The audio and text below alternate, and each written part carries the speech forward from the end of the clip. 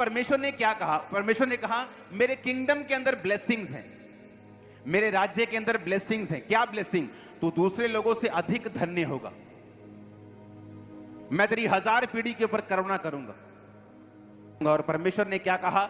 मैं तेरे बीच में से रोगों को क्या करूंगा? दूर करूंगा, और मिस्रियों के रोग व्याधियां जो उनको लगी थी मैं तुमको लगने नहीं दूंगा। यह परमेश्वर ने अपनी प्रजा को कहा। जीसस ने भी यही कहा जब उसने कुबड़ी औरत को चंगा किया, 18 साल से जो कुबड़ी थी। परमेश्वर ने कहा जब लोगों ने गुस्सा किया कि सबत के दिन चंगा करता है तू, तो परमेश्वर ने क्या किया? यह अच्छा नहीं था कि अब्राहम की जो बेटी थी इस शैतान के बंधन से छुड़ाई जाती और चंगी होती। इसका मतलब प्रभु यीशु मसीह ने भी यही बात कही कि जो अब्राहम के वंश हैं, यानी आप और मैं जो यीशु मसीह पे विश्वास करते हैं, परमेश्वर यह चाहता है कि उनकी लाइफ में कोई भी रोग जो है वो ना हो। लेकिन ऐसा पॉसिबल कैसे? क्योंकि ये सारी ब्लेसिंग जितनी परमेश्वर ने बताई हैं ये उसके धर्म और राज्य के अंदर हैं, बाहर नहीं। किसके अंदर हैं? उसके धर्म और राज्य के। अगर आज आप कमाना छोड़ दें, सरकार घर आके खाना देगी आपको, पर फौरन में देती है। अगर वहां आप कमाना छोड़ दे, बोल दे मेरे पास जॉब नहीं है, तो आपके घर में इतने पाउंड, इतने डॉलर्स आ जाते हैं कि आप अपनी ग्रोसरी, अपना खाना पीना खरीद सकें। अगर आप ये कहें कि मुझे रहना यहीं है पर डॉलर्स वहां के चाहिए, हो सकता है, क्योंकि वो सुविधा सिर्फ अमेरिकन सिटीजन्स के लिए है, इंडियन सिटीजन्स के लिए नहीं है। आपको वो सुविधा मिलेगी जो यहां की सरकार ने बनाई, अगर है तो, और वहां के लोगों को वो सुविधा मिलेगी जो उनकी सरकार ने बनाई। परमेश्वर ने कहा मैं तुझे ब्लेस करूंगा, दूसरों से ज्यादा ब्लेस करूंगा, तेरे काम, तेरे खेत के ऊपर, तेरे तेल के ऊपर, तेरे उपज के ऊपर, तेरे बच्चों के ऊपर, तेरे बैंक बैलेंस, मैं हर एक चीज को ज्यादा ब्लेस करूंगा लोगों से। मैं तेरे बीच से रोग दूर करूंगा। लेकिन किनको बोला परमेश्वर ने?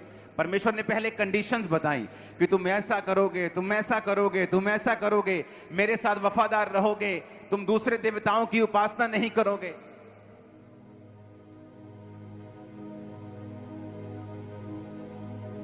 आज हम 2 मिनट लगाते हैं चर्च के अलावा कहीं और जाना हो, 2 सेकंड लगते हैं। घूमने जाना है तो हम घूमने गए थे, 2 सेकंड, और आपको मालूम नहीं परमेश्वर उसको कितना सीरियसली लेता है।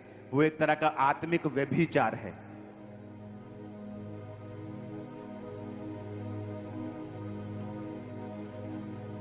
परमेश्वर ने कहा मैं तेरे बीच से रोग जो है दूर करूंगा। रोग परमेश्वर की ओर से नहीं है। उसने कहा जितने रोग, मिस्री व्याधियां लगी हैं जो उनको, कभी उनको गिल्टियां हो जाती थी, कभी उनको कुछ होता था, परमेश्वर ने कहा मैं वो सारे रोग तुझे लगने नहीं दूंगा, मैं तेरे बीच से रोग दूर करूंगा। देखो, मैं तुझसे सब प्रकार के रोग दूर करूंगा। मिस्र की बुरी बुरी व्याधियां जिन्हें तू जानता है, कोई भी तुझ पर लगने नहीं दूंगा, वो तेरे बैरियों को लगेंगे। किसको कहा परमेश्वर ने? परमेश्वर इस्राएलियों को बोल रहा है कि मैं तेरे बीच से रोग दूर करूंगा। लेकिन बात यह है कि क्या हम परमेश्वर के किंगडम के अंदर हैं? क्या हम परमेश्वर के राज्य के अंदर आ चुके हैं? क्या ये सारी स्कीम्स, ये सारी चीजें जो प्रभु ने बनाई हैं, ये हमें इनका फायदा मिल पाएगा? इनका फायदा तभी मिल पाएगा अगर हम परमेश्वर के राज्य के अंदर आ चुके हैं। तो अगर अमेरिका की सहूलतें लेनी है तो उसके अंदर जाके उसका ग्रीन कार्ड लेना पड़ेगा, नहीं तो वो सहूलतें नहीं मिलेंगी। वो क्योंकि वो सारी दुनिया के लिए नहीं है, वो उनके अपने सिटीजन्स के लिए है। परमेश्वर की सहूलतें सब लोगों के लिए नहीं है। इसलिए प्रभु यीशु मसीह ने कहा था अन्य जातियां इन्हीं वस्तुओं की खोज में रहती हैं।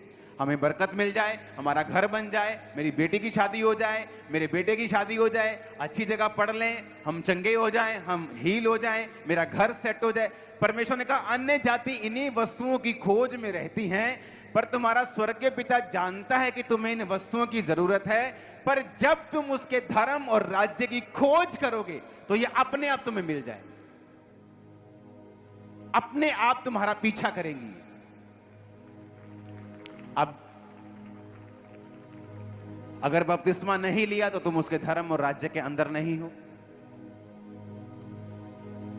अगर तुम अभी भी परमेश्वर के वचन के बाहर हो तो तुम उसके धर्म और राज्य के अंदर नहीं हो। क्योंकि ये कोई वो जगह नहीं है जहां आप आएंगे, जादू टोने की तरह आमीन आमीन बोलेंगे और सब कुछ ठीक हो जाएगा, ऐसा नहीं। आपको कंप्लीट क्रिश्चियनिटी को फॉलो करना पड़ेगा अगर आप कंप्लीट परमेश्वर की आशीषों को और बरकतों को अपनी लाइफ में देखना चाहते हैं तो। आमीन, हालेलुया।